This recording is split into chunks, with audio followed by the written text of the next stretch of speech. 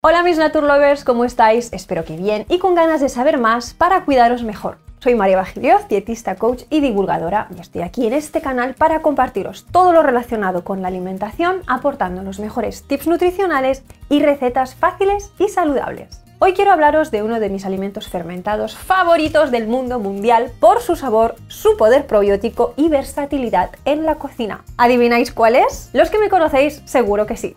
Se trata del miso, pero cuidado porque no todos los misos sirven por igual. Necesitamos conocer cuál es de calidad y cómo usarlo de manera sencilla y deliciosa en casa. Recuerda que si quieres estar al tanto de todos los vídeos que colgamos cada semana, suscríbete ya y dale a la campanita. En este canal nuestra misión es que te cuides y que sumes mucha salud de manera natural. Seguro que conoces el miso y su famosa sopa que se sirve en la mayoría de restaurantes japoneses. Lo que quizá no sabes es que se trata de un condimento terapéutico y que se puede utilizar en múltiples recetas, tanto saladas como hasta incluso dulces. Sí, pero déjame antes contarte qué es el miso exactamente. Se trata de una pasta resultante principalmente de la fermentación de la soja junto con sal y un hongo llamado koji. Digo principalmente porque también existen misos elaborados a base de mezclas con otras legumbres o cereales. Existen muchos tipos, pero hoy tocaremos los más conocidos. Una de las ventajas del miso es que representa una de las mejores maneras de consumir soja. ¿Por qué? Porque al estar justamente fermentada, la asimilamos mucho mejor que en forma de legumbre tal cual, incluso cocida. De hecho, gracias a ello también es un excelente probiótico. Y si a ello le juntamos su gran capacidad enzimática, obtenemos un superalimento que mejora la digestión de todo el plato en el que lo vayamos a usar, además de repoblar nuestra microbiota intestinal. Y quien dice microbiota, dice inmunidad, vitalidad y bienestar general. Pero existen más beneficios. ¿Cómo cuáles? A saber que nos proporciona un buen aporte de proteínas y según el tipo de miso también una mayor o menor cantidad de carbohidratos de absorción lenta. Contiene vitaminas del complejo B, ácido fólico y minerales como el magnesio, calcio y hierro. Es también un potente antioxidante y nos ofrece incluso protección frente a la radiación y a los metales pesados. Y gracias a su contenido en fosfolípidos y fibra, regula el colesterol en sangre mientras favorece el tránsito y equilibrio intestinal. Eso sí, para estar seguro de aprovechar bien todos estos beneficios es importante que el miso no esté pasteurizado.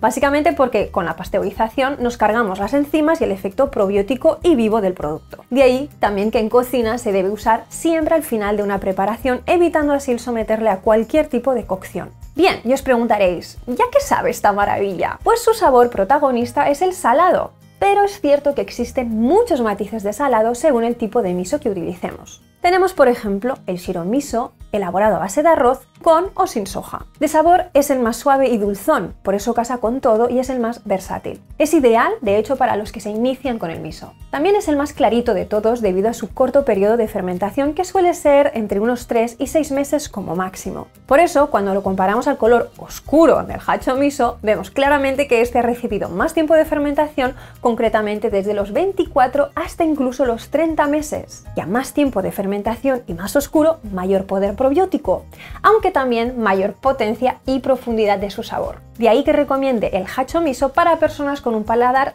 ya algo más entrenado. A saber que está elaborado exclusivamente a base de soja y es el miso más rico en proteínas de todos. Luego tenemos el que se encuentra entre los dos, el mugi miso. Ni es tan salado, ni tan dulce, ni tan oscuro, ni tan claro como el hacho o shiro miso. Su color es más bien rojizo y está hecho a base de cebada con soja y con 6 meses de fermentación. En cambio, el genmai está hecho a base de arroz integral y soja y puede tener desde 6 meses a 1 año de fermentación según el fabricante. Otra variante que contiene arroz en menos cantidad y blanco y un 70% de soja es el aka miso. Este es rojizo y se ha fermentado durante un mínimo de 6 meses hasta 1 año o algo más. Y para aquellas personas que no puedan consumir soja, otra opción interesante es el de garbanzos y arroz. Tiene un color acaramelado y puede tener desde unos 6 meses a 2 años de fermentación. Lo de la fermentación es orientativo, porque el producto, al no ser pasteurizado, sigue justamente fermentándose, está vivo. Por eso muchas veces veréis con el paso del tiempo que va cambiando de color.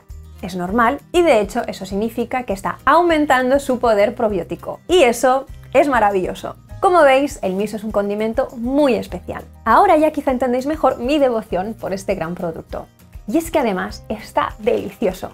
Os animo a que lo incorporéis en vuestras salsas, vinagretas, cocidos, platos de legumbre y cereales y también para marinar algún pescado o verdura como la berenjena, por ejemplo. Y en cuanto a postres, el shiro miso sería el más indicado por ser el más suave y dulzón de todos. A usar en helados, rellenos, compotas, mermeladas. Experimentad, os sorprenderá seguro. Que sepáis que de hecho muchas veces se utiliza algo de sal en postres porque realza aún más el sabor dulce de nuestro paladar. Y hablando de sal, debemos tener en cuenta que todo miso la contiene, con lo que cuidado con no añadir en exceso más sal a vuestras recetas y usar no más de una cucharadita de miso por bol. Bueno, y ya como últimos tips a tener en cuenta en la cocina, conservad el miso en recipientes de vidrio y leed bien las etiquetas donde os aseguren que la soja o el arroz que llevan son ecológicos.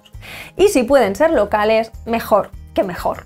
Al ser una pasta, debemos disolver bien el miso con algo de líquido y removerlo bien antes de echarlo al final de nuestra receta, salvo si lo incorporamos en una preparación que vayamos luego a batir, como una crema de verduras, por ejemplo. Ahí no haría falta. Bueno, espero haberos inspirado y motivado a sumar sabor y placer a través de este aliado tan saludable, larga vida al miso. Si te ha gustado este vídeo o tienes alguna duda, escríbenos en los comentarios. Y aparte de darle al like, suscribirte y campanita etranaturitas.es para ver la mayor oferta online de productos y terapias naturales a los mejores precios. Nos vemos en el siguiente vídeo, gracias por estar ahí y cuídate.